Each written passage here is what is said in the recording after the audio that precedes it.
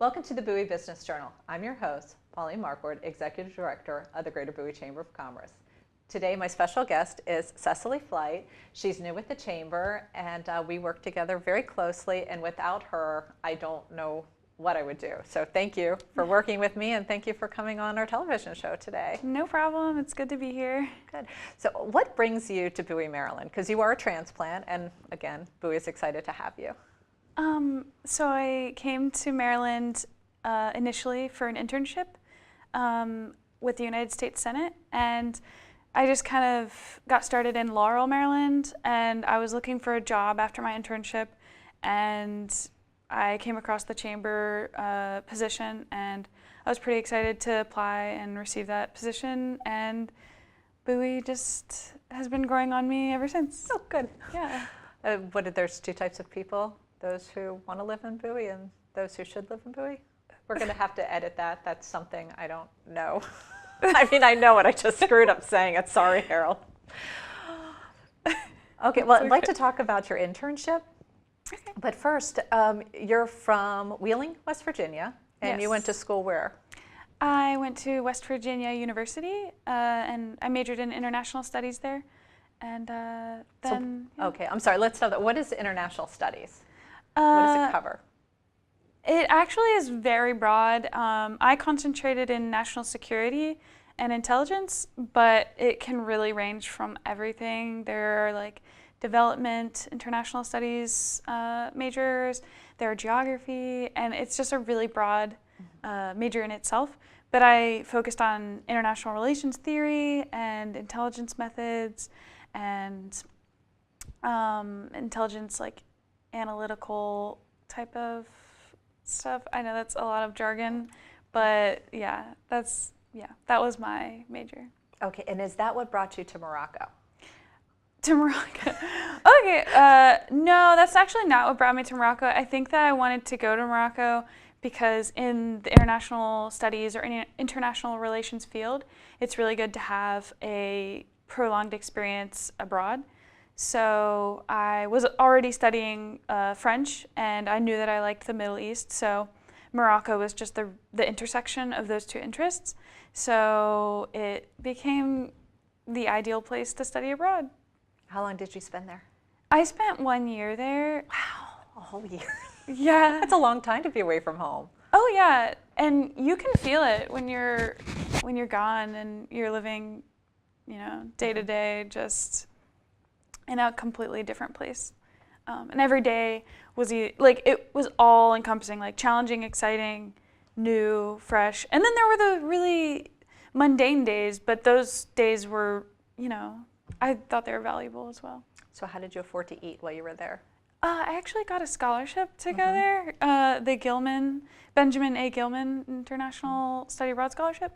And it was actually the highest received at my university, which I'm very proud of. Congratulations. Yeah, and so I used that scholarship to go there to university, and it was just included in, housing and stuff. Oh, so good.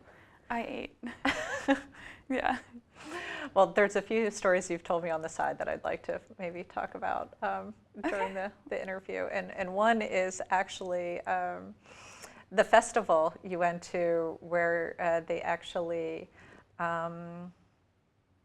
slaughtered the animal, and it was like everybody watched, and I was surprised at that because we don't do that. We might grill a pig, but we don't actually go through that whole process. But yeah, so it was a holiday celebration called Eid, which is just the celebration after Ramadan, or like a month or so after Ramadan. And correct me if I'm wrong, anyone, but yeah, so... Please don't. I'm kidding.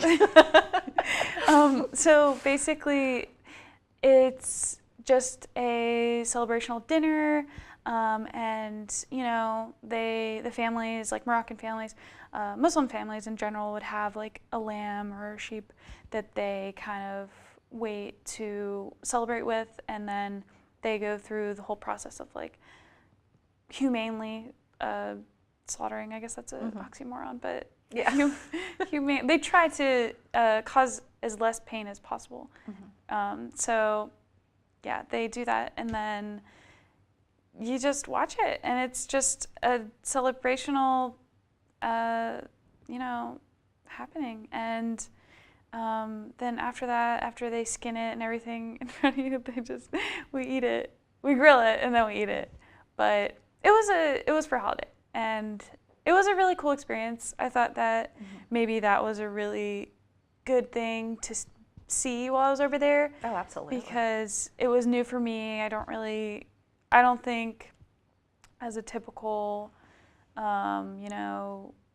American, maybe some farmers get to see that, but I don't think that we get to see like the whole process of how our food or meat is made. So for me, it was cool, and it was a cultural experience, and I value it. And Delicious? it was good. I got, since like our preservatives and things are different and the bacteria is different, I did get sick from eating this meat, but no one else did. So I think it was just me, because the whole family was fine. Yeah. But I got a tummy ache, yes. Okay. Would you do it again, though? I would do it again, I think. Yeah, I think I would do it again. Now, this celebration, is it just a dining celebration, or is it something there's dancing, music, the whole festivities involved, or is it more of a formal sit down? It just depends on the family, because for us it was a formal tradition, but the way we kind of went about it and the way they facilitated it, it was just very informal. We were doing it in their house. It was just my roommate, my Moroccan roommate, her parents, and her sister. And I mean, although through Eid you would visit your family and, give to the poor, go to the mosque, and those types of things, but it was very informal. There were no, like festivals in the streets or anything like that. It's more about like becoming closer with God and like doing these actions to make sure that you're kind of, being a good person.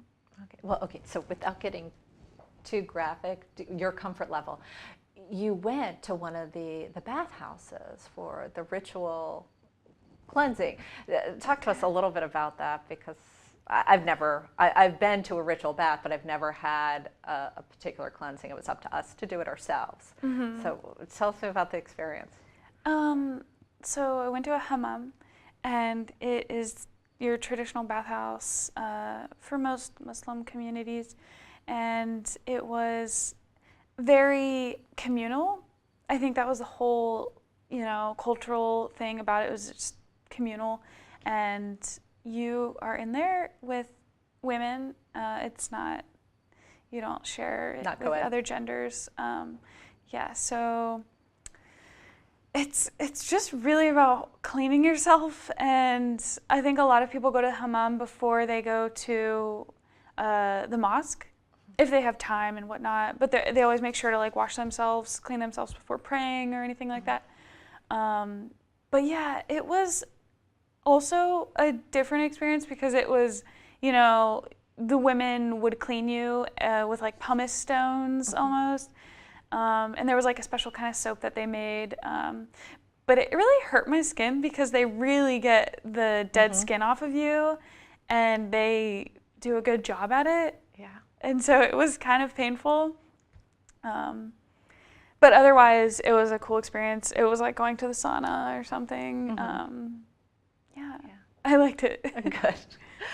Okay, so being a woman in Morocco, and Morocco is in Africa, what was that like? I mean, women are independent here in the United States. Did you find you had that same freedom in Morocco, or did you have to be I guess being a woman and an American, you stand out a little? Yeah, I stood out. I was definitely aware that I stood out, and people kind of will look at you because you're different.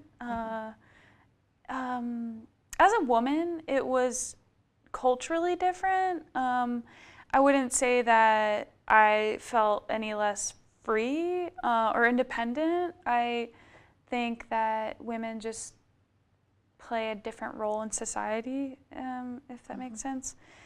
And so gender relations are a little different. That was a whole topic that I tried to reflect on, because it was very different for me to go outside and be like kind of like a spectacle to a lot of people. And there were issues of like, you know, like harassment, but I feel like that happens everywhere in the world. But there it was a little more, it was coupled with the fact that I was different, because it was easier to kind of see me as this different human there. But otherwise, I mean, I didn't feel unsafe, like in the way that maybe I would feel unsafe walking into a dark alley in DC. I never felt like that at all in Morocco. It's very calm, I would say. Yeah. But yeah, as a woman, it was a different experience. And you just, I would say that you don't interact with like men as often, or you interact with them differently, and the genders engage differently together. It's a very complicated thing to talk about, but yeah. Okay, so when you're at university there, is it a little bit more relaxed between the genders? And it's just when you're outside on the street, it's more conservative? It was relaxed between genders on campus. They have, you know, dorms that separate the genders, and you're actually not, like, girls aren't allowed in the guys' dorms and guys aren't allowed in the girls, and there's that separation. But otherwise, it's very open. The campus at Al Khoain University, it's actually American style of academics and just like campus environment in general. So they kind of bridged that gender relations gap there. So the classes are taught then in English, Arabic, French, or a hybrid? Because you speak a little bit of everything, I think. Yeah, a little bit. It depends. I mean, the Arabic classes are, like Arabic, where you want to learn the language, they're taught in Arabic. Or at least they try to speak the whole time in Arabic. Okay. French class is the same. So I took French and Arabic there, and both teachers, they really emphasized speaking only that language in the class. But otherwise, all my other classes were in English. And people would use phrases that maybe I didn't know, because they were this hybrid of, I think they would call it Franco-Arab English. Yeah.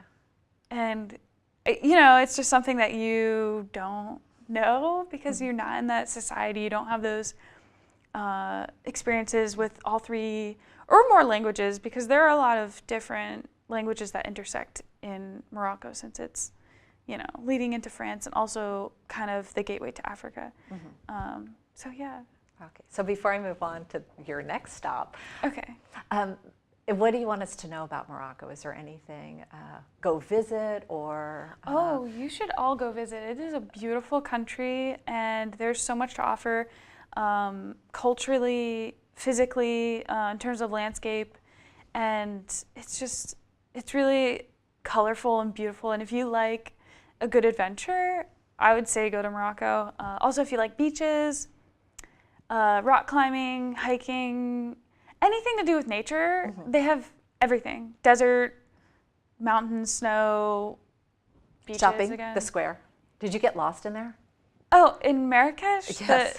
Did you ever make it there? I yeah, guess yeah, that should be my question. I went to Marrakesh quite a few times. It was actually one of my favorite cities because it's so vibrant. But yeah, no, you get lost in the Medinas as well. Yeah. So yeah, I would just tell everyone to go visit, go on an adventure. Maybe we should have a chamber trip. Yeah, chamber excursion. Let's go. Okay, so thank you for sharing that with us. So you took a position here in Maryland or in DC with your Senate. How was that? How did you apply for that? Get selected for it? What was the competition like? I actually. All the above. I'll answer the last question first. I don't really know what the competition was like. It wasn't like we went in to interview among other people, you know, being there. But I know that they're competitive internships. And I applied summer of 2016 while I was finishing out a last fall semester at WVU, and you just send in your resume, cover letter, writing sample, and hope for the best. And then they contacted me, and I was really excited that they had said that, they wanted me to come intern. And I really wanted to make it work because I was just about to graduate, and I didn't want to lose that momentum and motivation. So yeah, I reached out to like everyone here. That's how I got into Laurel. I reached out to a family that I used to babysit for, and I got that ball rolling. What else was encompassed in that question? That's right, because that family was from originally West Virginia too? Yeah, okay. yeah. And then I guess during the internship, it was a lot of I was technically a legislative intern, so you're around a lot of legislation, and you're writing memos on briefings about current legislation, and also going to meetings with senators and sitting in on them, writing notes, anything. You're just doing a lot of documentation for staffers because you're kind of you're their helper. You're there to assist them, which was really cool because I got to see a lot of, big names and be around a really busy place. And it's just a really exciting internship. Yeah. I love DC. I really do. Yeah, I love it as well. And I hope to move in closer, although I don't want to leave Bowie. I hope to go into DC sooner to, get more of that world. Which brings us up to you're working on your master's. Yeah. Yes, and so lucky us. And what school do you go to? I go to American University's School of International Service currently. And what made you choose that? When I was entering college, I was really fascinated with everything international. That's how I fell into international studies. And I was also interested in humanitarian issues and peace and conflict resolution, specifically dealing with the Arab-Israeli conflict. I'm very interested in the Middle East, and that major just really drew me in. It had everything that I wanted to learn about. It kind of represented my values, and I knew I wanted to go to American my sophomore year at WVU, and I applied, and I got in. Which I was not that I was underestimating myself, but I was very surprised that I got in as a McNair fellow, and yeah, that's how I got to American. Good. It's not a club, but it's an organization that you told me about, that with the Arab-Israeli conflict, where they have young people trying to talk to us a little bit about that. I don't want to start talking about it because I don't know. So you tell me. Retell me about it. Okay, so I came about a nonprofit called News Story Leadership, and they're in the peace and conflict resolution realm of work, and they bring together Israeli youth and Palestinian youth and have them collaborate on creating a different narrative for both people and their society in that region as a whole. And they really pride themselves on, trying to create dialogue between those two groups of people and just bringing them together for maybe the first time in their lives. And I really like the organization. I hope to do more work with them and also maybe volunteer for them, but yeah. Now, do you want to go abroad again to live? I do. Since I just got back last year, I want to take a break. I feel like after being away for so long, I really want to come back, and I don't want to say appreciate, but I want to take advantage of my life here. And I'm just really grateful for being an American and having the life that I do have and the opportunities. And I just want to kind of extend that within my own community as of right now. But I would like to go abroad again. Cecily, that's all very exciting. But tell our viewers what you do at the Chamber. So I'm the administrative assistant, and I assist you. And I do a lot of work with social media, and I try to contribute to the Trade Line News now. And if you all are interested, I have some posts about how you can get more involved with using social media for your business. So yeah, if you have any questions, let me know.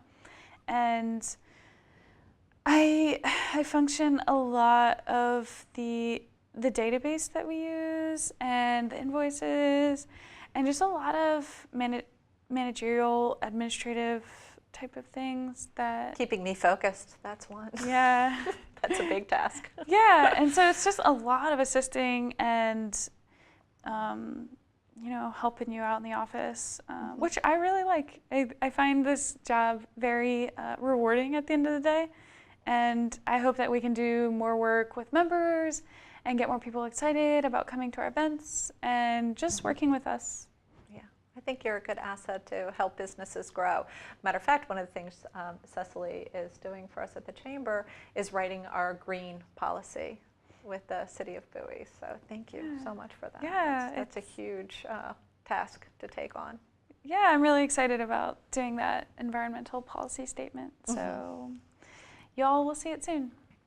So in addition to the environmental policy statement that you've been putting together for us, you also helped to put together Bowie Fest, our very first one.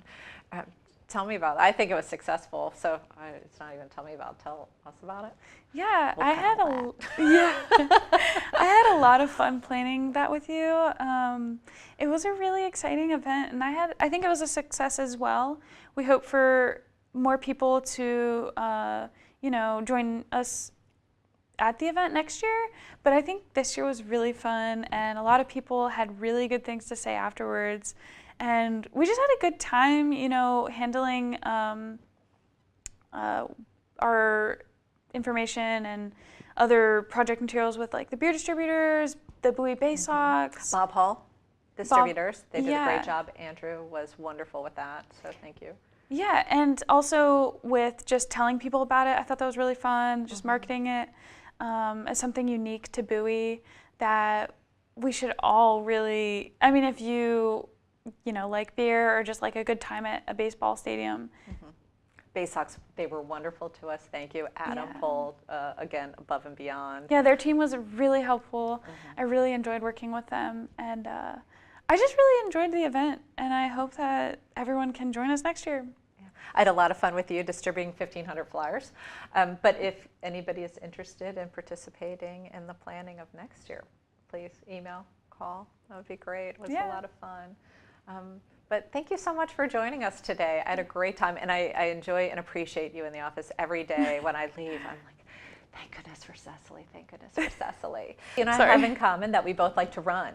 Yes, I love to run. Although my knees have been a little problematic lately. Nothing serious, but they just hurt me sometimes. But I love to run. I used to be on the cross-country team and the track team. Running long distance is just a really key piece of keeping my sanity, and I love that we both do it. Yeah, I love running too. And we are pedestrians, so drivers, please look out for us. We don't always, sadly, do the look behind as we're crossing a street, so forgive us in advance for that. But Bowie's really good about their trails.